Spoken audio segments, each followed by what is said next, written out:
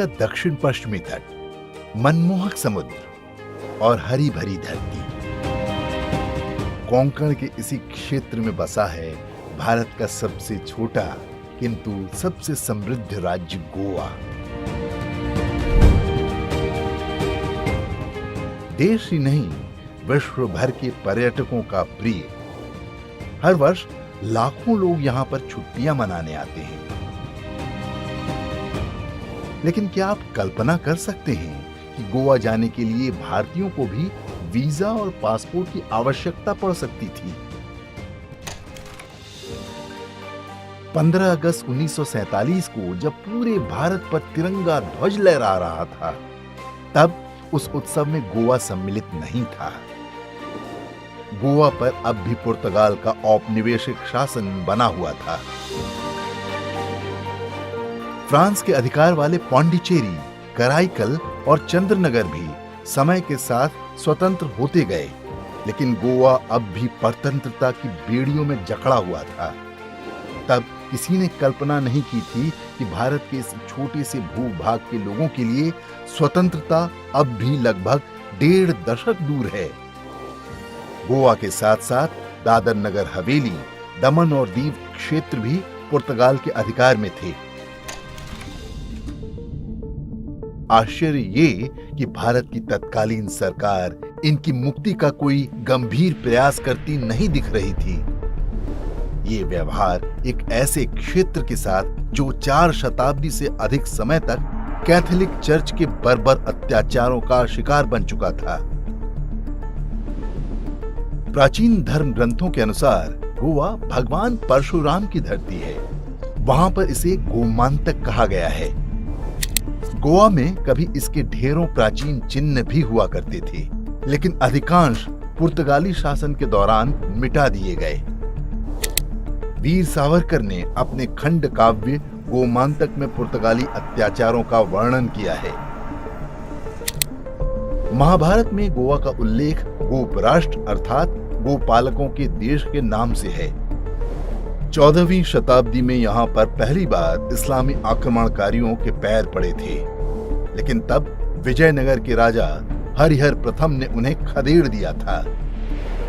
लेकिन 100 वर्ष बाद फिर से दिल्ली की इस्लामी सल्तनत ने गोवा को अपने चंगुल में ले लिया। यहाँ 6वीं 7वीं शताब्दी के संस्कृत ताम्रपट मिले हुए हैं। 12वीं 13वीं शताब्दी के मराठी हलेकन्नड़ लिपि में और बाद में देवनागरी लिपि में शिलालेख मिले हुए हैं। तो ये बहुत बड़ी संस्कृति यहाँ पहले से मौजूद थी। तो ये सब धर्मग्रंथ जलाए गए। वर्ष 1510 में गोवा में पुर्तगालियों के कदम पड़े।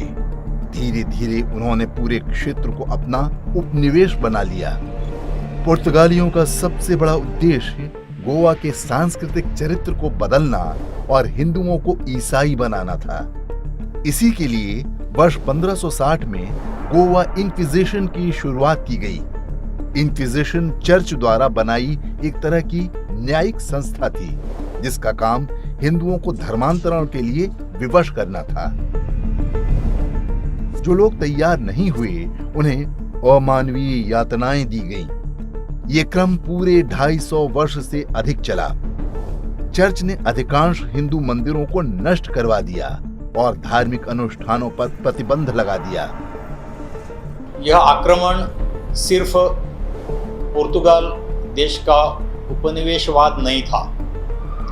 यह आक्रमण पोप के आदेश से हुआ था। अगर सिर्फ इन्हें अपना राज बढ़ाना था, अगर सिर्फ इन्हें कुछ लूटपाट करनी थी, तो हम उसे उपनिवेशवाद कह सकते हैं। लेकिन इसके पीछे चर्च की सत्ता थी। गोवा इंक्विजिशन विश्व इतिहास में किसी धार्मिक समूह पर अत्याचार की सबसे लंबे समय तक चलने वाली घटना है। गोवा की मूल संस्कृति आज भी अगर जीवित है तो ये किसी दैवीय चमत्कार से कम नहीं। जैसे यूरोप में उन्होंने पुरानी संस्कृति वालों को पैगन कहा या हिदन कहा, उसी तरह उन्होंने इनफिडल ये शब्द का प्रयोग यहाँ के हिंदुओं के लिए किया। भारत की स्वतंत्रता के आंदोलन में गोवा के लोगों ने भी बढ़ चढ़कर हिस्सा लिया था। 20वीं शताब्दी के आरंभ में लोकमान्य बाल गंगाधर तिलक ने इसका नेतृत्व किया। उनकी पत्रिकाओं केसरी और मराठा ने लोगों को स्वराज्य के लिए सामूहिक संघर्ष की प्रेरणा दी। अनगिनत वीरों ने स्वतंत्रता के इस महायज्ञ में अपनी आहुति दी, किंतु जब सपनों के सच होने का समय आया तो गोवा के लोगों को बड़ी निराशा हाथ लगी। पुर्तगाल सरकार ने गोवा पर अपना आधिपत्य समाप्त करने से साफ मना कर दिया। भारत की स्वतंत्रता से ठीक पहले 18 जून वर्ष 1946 को समाजवादी नेता राम मनोहर लोहिया ने गोवा में नागरिक अवज्ञा आंदोलन आरंभ किया था। उस समय जो जनाक्रोश पैदा हुआ उसका प्रभाव बाद में पूरे संघर्ष पर बना रहा। भारत की स्वतंत्रता के बाद गोवा के लिए मुक्ति की तड़प बढ़ती जा रही थी। इस आंदोलन में स्थानीय लोगों का साथ देने के लिए देश भर से आंदोलनकारी पहुंच रहे थे। इन्हें सत्याग्रही कहा जाता था। गोवा में सत्याग्रहियों पर पुर्तगाल सरकार की क्रूरता दिनों दिन बढ़ती जा रही थी। बड़ी संख्या में लोगों को जेलों में बंद कर दिया गया। अमानवीय यातनाओं के चलते कई सत्याग्रहियों को प्राण गंवाने पड़े। पूरे देश की जनभावना यही थी कि हैदराबाद की तरह गोवा को भी सैनिक कार्रवाई करके भारत में मिलाया जाए। लेकिन तत्कालीन प्रधानमंत्री जवाहरलाल नेहरू इसके पक्ष में नहीं थे। उन्हें डर था कि इससे उनकी अंतर्राष्ट्रीय छवि को ठेस पहुंचेगी। सत्याग्रहियों का साथ देने के स्थान पर वे उन्हें सार्वजनिक रूप से हतोत्साहित करते रहे।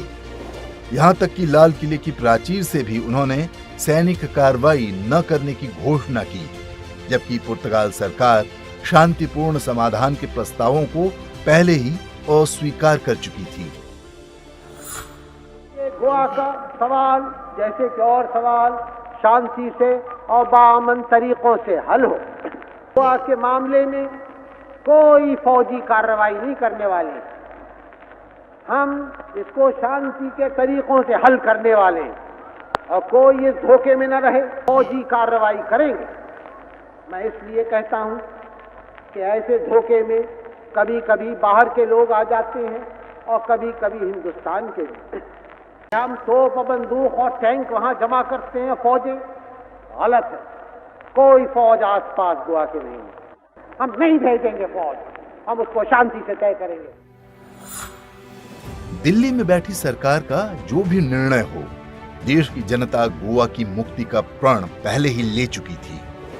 महाराष्ट्र, कर्नाटक, मध्य प्रदेश समेत देश के अलग अलग हिस्सों से सत्याग्रही स्वतंत्रता के इस आंदोलन में सक्रिय थे। गोवा को लेकर नेहरू सरकार की उदासीनता से उपजे आक्रोश को स्वर देने का कार्य किया राष्ट्रीय स्वयंसेवक संघ ने। गोवा के बाहर से भी लोग बहुत सारे सेक्रीफाइस करके गोवा मुक्ति के लिए हमारा प्राण अर्पण किया है। प्रोमिनेंट दो ही नाम मैं बोलता हूँ जो नेशनल लेवल पे बहुत बड़े नाम है। एक जगन्नाथ राव जोशी और दूसरे सुधीर फड़के जी, वसंतराव ओक दिल्ली के। पूरा हिंदुस्तान, पंजाब के लोग आए थे, यूपी के लोग आए थे, हरियाणा के लोग आए थे, महाराष्ट्र, गुजरात। प्रसिद्ध संगीतकार और स्वयंसेवक सुधीर फड़के ने धन संग्रह का उत्तरदायित्व संभाला। उनके कहने पर ही लता मंगेशकर ने पुणे में एक शो किया, जिससे जमा धनराशि को गोवा मुक्ति आंदोलन में खर्च किया गया। मेरे पिताजी गोवा के थे। अगर गोवा के थे वो तो मैं भी गोवा की हूँ समझिए। और हमारे घर में जो मेरे पिताजी के वक्त वातावरण रहा है उसमें सावरकर हमारे घर आते थे, तो सावरकर की वजह से भी हो सकता है कि हमारे घर में जो एटमॉस्फेयर था वो देशभक्ति का ज्यादा था। पर हमारे घर में देशभक्ति की भावना बहुत ही ज्यादा थी और अभी भी है। तो जब मुझे सुधीर फड़के साहब ने आके कहा कि इस तरह का हम लोग सोच रहे हैं और उसके लिए पैसों की जरूरत तो होती है, तो मैंने कहा जरूर हम प्रोग्राम करेंगे और उस वक्त फिर वो शो हमने कुछ दिनों के बाद किया और शो बहुत अच्छा हुआ था और सब लोग तारीफ कर रहे थे। और उनको उससे कितनी धनराशि मिली उसका मुझे इल्म नहीं है, पर मेरा अंदाज है शायद अच्छा ही कुछ पैसा मिला होगा। पर मुझे खुशी इस बात की है कि मैं थोड़ा बहुत मेरे देश के लिए और मेरे पिताजी के मतलब देश के लिए, गोवा के लिए कुछ कर सकी और गोवा स्वतंत्र हुआ। गोवा मुक्ति आंदोलन में भाग ले रहे सभी राष्ट्रवादी संगठनों ने आजाद गोमांतक दल नाम से संगठन भी बना लिया। इनमें बड़ी संख्या में संघ के स्वयंसेवक और अन्य संगठनों के लोग थे। गोवा को मुक्त कराने के लिए सशस्त्र क्रांति की भी तैयारी कर ली गई थी। सत्याग्रहियों की ऐसी टोलियों ने ही दादरा और नगर हवेली के बड़े क्षेत्र को पुर्तगाली शासकों से स्वतंत्र करा लिया था। 13 जून वर्ष 1955 को कर्नाटक के स्वयंसेवक जगन्नाथराव जोशी ने गोवा सत्याग्रह की घोषणा की। जगन्नाथराव जोशी के साथ 3000 से अधिक सत्याग्रहियों के दल ने गोवा कूच किया। इनमें बड़ी संख्या में महिलाएं भी थीं। गोवा की सीमा पर पुर्तगाली सैनिकों ने सत्याग्रहियों पर गोली चला दी। इसमें 51 लोग मारे गए जबकि 300 से अधिक घायल हुए। इस गोलीकांड ने पूरे देश को आक्रोशित कर दिया। एक ओर भारत के विभिन्न राज्यों के लोग गोवा सत्याग्रह में भाग लेकर अपना बलिदान दे रहे थे, दूसरी ओर कांग्रेस ने अपने कार्यकर्ताओं को स्वतंत्रता आंदोलन से दूर रहने का आदेश दे रखा था। 23 जुलाई वर्ष 1955 को कांग्रेस कार्य समिति ने एक प्रस्ताव पारित किया जिसकी प्रमुख बातें इस प्रकार थीं। गोवा मुक्ति आंदोलन गोवा वासियों को ही चलाना चाहिए। भारत से बड़ी संख्या में सत्याग्रही गोवा न जाएं।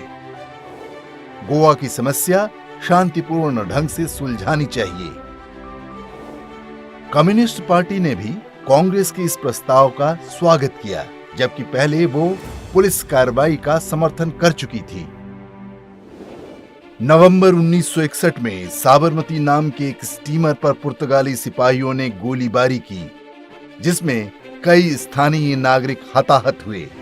इस घटना ने पूरे देश को झकझोर कर रख दिया। अंततः नेहरू सरकार को झुकना पड़ा। दिसंबर माह में भारतीय सेना ने कार्रवाई की घोषणा की। इसे ऑपरेशन विजय का नाम दिया गया। 19 दिसंबर को मात्र 36 घंटे में बड़ी आसानी से गोवा पर तिरंगा फहरा दिया गया, लेकिन तब तक इस देरी का परिणाम सैकड़ों देशभक्तों को अपनी आहुति देकर चुकाना पड़ा। जो काम 1.5 दिन में हो गया, उसके लिए गोवा को 1.5 दशक तक तरसना पड़ा। 19 दिसंबर 1961 में गोवा, हम लोग बोलते हैं गोवा मुक्त हुआ, गोवा स्वतंत्र हुआ, ऐसा नहीं बोलते, क्योंकि Goa was a part of Bharat, part of India. Bharat के आर्मी जब भारत में गोवा में घुस गई तो लोगों ने डरना चाहिए था। ये तो टैंक लेके आए हैं, ये तो सशस्त्र आए हैं, लेकिन लोग डरे नहीं। महिलाओं ने उनके आरती उतारी, सब लोग जाकर उनको वेलकम किया, क्योंकि ये 450 सालों का जो उपनिवेशवाद था उसका वो खत्म हो गया। इसलिए वो एक आनंदोत्सव के रूप में गोवा में मनाया गया उस दिन। कम लोगों को पता होगा कि गोवा की मुक्ति के बाद भी सत्याग्रहियों के साथ भेदभाव की नीति जारी रही। नेहरू सरकार ने उन्हें स्वतंत्रता सेनानी मानने से इनकार कर दिया। उन्हें बाकी स्वतंत्रता सेनानियों की तरह पेंशन अथवा अन्य सरकारी सुविधाएं भी नहीं दी गईं। वर्ष 1998 में जब अटल बिहारी वाजपेयी प्रधानमंत्री बने, तब जाकर उन्होंने गोवा मुक्ति आंदोलन के सत्याग्रहियों को स्वतंत्रता सेनानी की मान्यता दी और उन्हें भी सरकार की ओर से मिलने वाली सुविधाएं दी गई। गोवा की मुक्ति को लेकर पश्चिमी देशों में साम्राज्यवादी मानसिकता भी खुलकर सामने आ गई।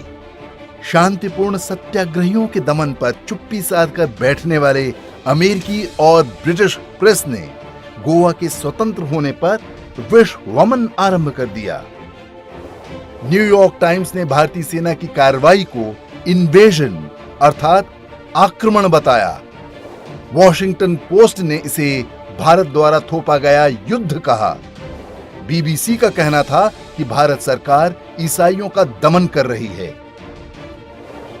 गोवा मुक्ति संग्राम सही अर्थों में भारत की आध्यात्मिक और सांस्कृतिक चेतना का प्रतीक है। एक ऐसा संघर्ष जो पूरी तरह से जनता की आकांक्षाओं का परिणाम था।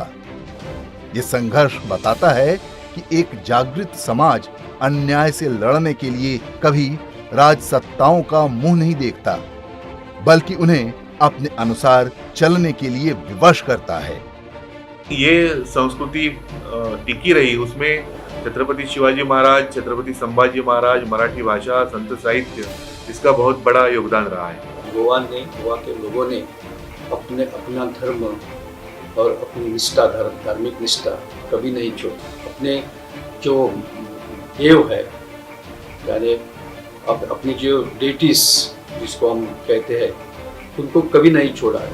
450 साल का गोवा में राज था, वो हमारा जो ट्रेडिशन है गोवा का, वो नहीं बदल सके। And that is the positive thing of Indian culture. ये भारतीय संस्कृति है।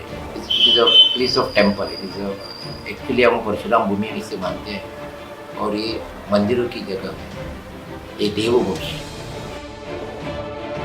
गोवा मुक्ति आंदोलन की कहानी छिपाने के भी बहुत प्रयास हुए, परंतु ये सत्य की शक्ति है कि 6 दशक बाद उस संघर्ष के सेनानियों को उचित सम्मान मिल रहा है। साथ ही उनसे हुए अन्याय के दोषियों की भी पहचान हो रही है।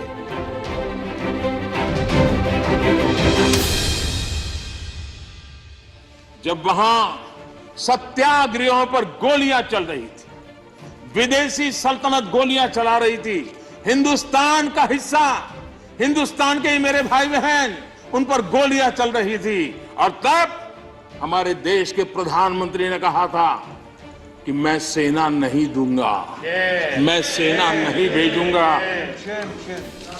सत्याग्रहियों की मदद करने से उन्होंने इनकार कर दिया था। ये गोवा के साथ कांग्रेस ने किया हुआ जुल्म है, और गोवा को 15 साल ज्यादा गुलामी के जंजीरों में जकड़ के रखा गया, और गोवा के अनेक वीर पुत्रों को बलिदान देना पड़ा, लाठी गोलियों से जिंदगी को बसर करनी पड़ी। ये हाल पैदा किए थे।